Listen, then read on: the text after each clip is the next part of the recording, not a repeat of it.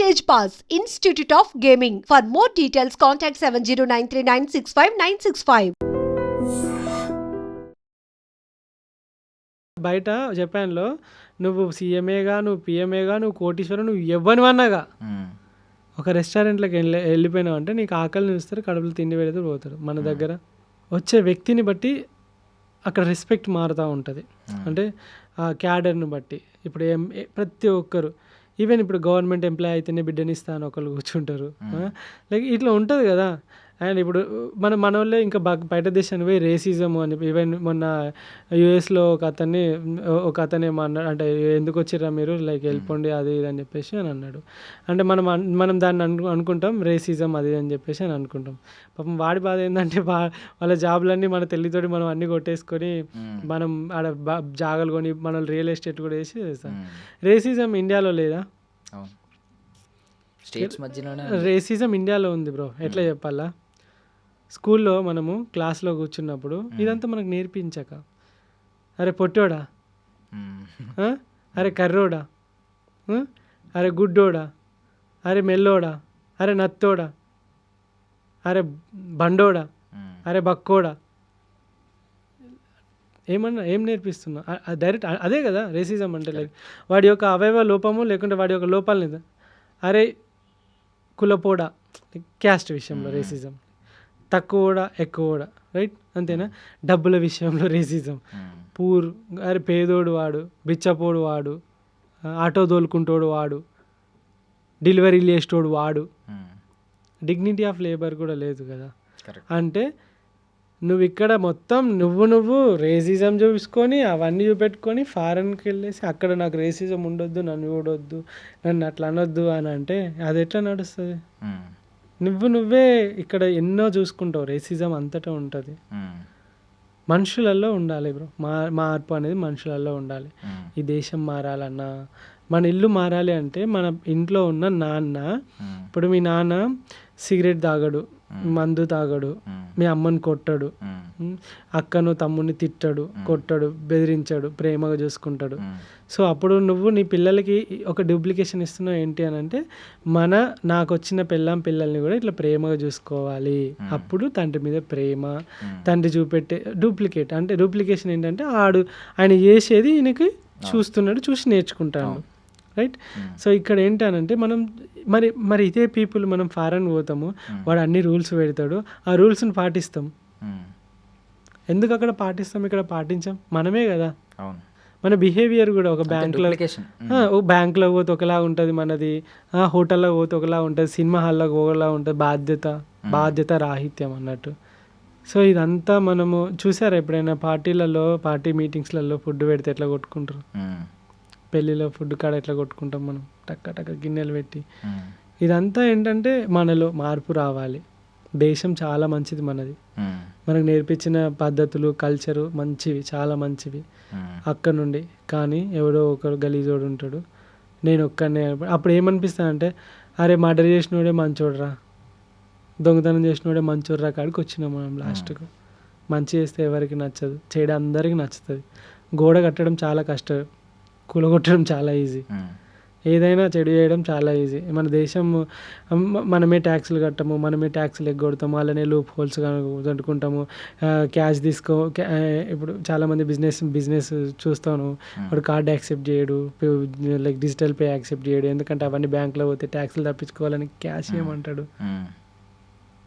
ఇలాంటివి చాలా ఉన్నాయి. ఇవన్నీ మనము బాధ్యతాయుతంగా ఉన్నప్పుడు మన క్వాలిటీ లైఫ్ క్వాలిటీగా ఉన్నప్పుడు, మనం వేసే ఓటు క్వాలిటీ వ్యక్తులకు వేసినప్పుడు ఆటోమేటిక్గా క్వశ్చన్ చేసే అవకాశం ఉంటుంది. సో దేశం మస్తు డెవలప్ అవుతుంది. సో 2 టాపిక్స్ అయితే ఇందులో బాగా వచ్చినాయి. ఏంటంటే ఒకటి రేసిజం, ఇంకొకటి డిసిప్లిన్. సో ఇప్పుడు మీరు తిరిగిన ఈ అన్ని కంట్రీల్లో రేసిజం లేనిది, అంటే మిమ్మల్ని కూడా ఒక ఇండియన్ సైక్లిస్ట్ వచ్చినప్పుడు చాలా చాలా బాగా గ్రాండ్ వెల్కమ్ చెప్పిన కంట్రీ ఏది? అంటే రేసిజం అయిపోయింది. డిసిప్లైన్డ్, వెల్ డిసిప్లైన్డ్ కంట్రీ అంటే ఏం చెప్తారు? ఈ 2 కంట్రీలు చెప్పండి. వెల్ డిసిప్లైన్డ్ కంట్రీ అంటే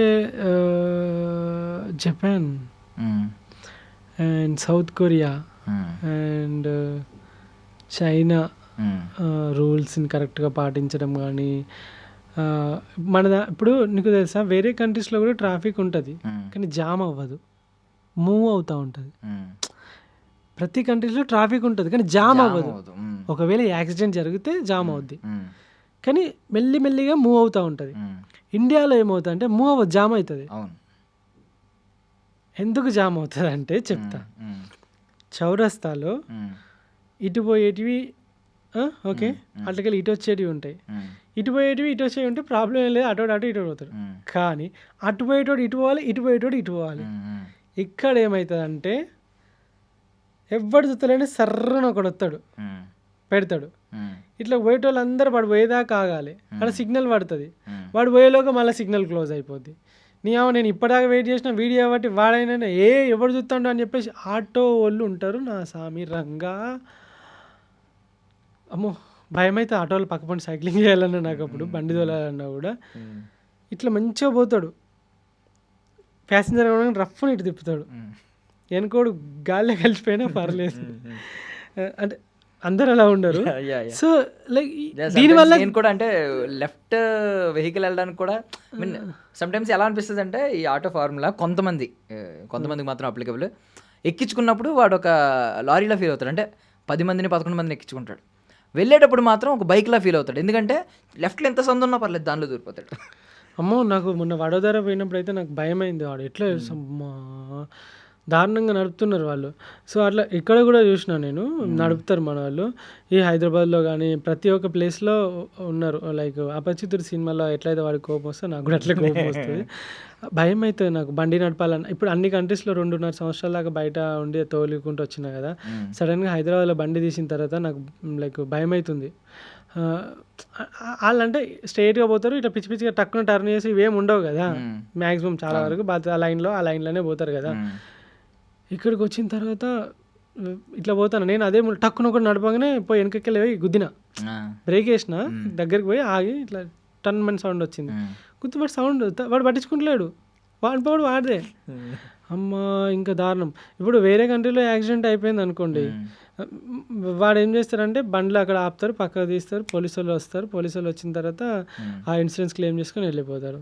ఇక్కడ నువ్వు పోయి ముందట ఉన్న కారు ఆటోని గుద్దినావు అనుకో, వాడు ఒక బూత్ తోటి బయటకు వచ్చి నీ గల్లా పట్టుకొని పట్ట కొట్టి తీ పైసలు తీ అంటాడా లేదా? అవును, లీగల్గా ఒక వే ఉంది కదా, మరి అది ఫాలో అవుతారా? అవరు, ఎందుకంటే వీడాలే ఉంటాడు ఆడాలనే ఉంటాడు.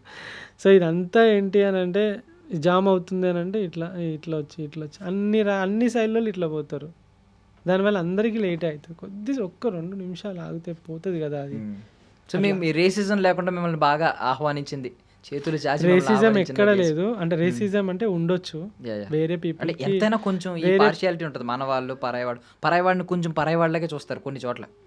అదేం లేకుండా ఒక ఇండియన్ సైక్లిస్ట్ వస్తే అన్ని కంట్రీస్ చాలా బానే ప్రేమగా చూసుకున్నా. ఏంటంటే అది కారణం ఏంటంటే నేను సైక్లిస్ట్ని కాబట్టి, నేను ఎక్కడ నుండో సైక్లింగ్ దొక్కుంటూ వస్తున్నా కాబట్టి ఆ రెస్పెక్ట్ ఉంటుంది, ఆ క్యూరియాసిటీ ఉంటుంది. నార్మల్గా జనరల్గా పోతే నాకు కూడా రేసిజం కనపడవచ్చు.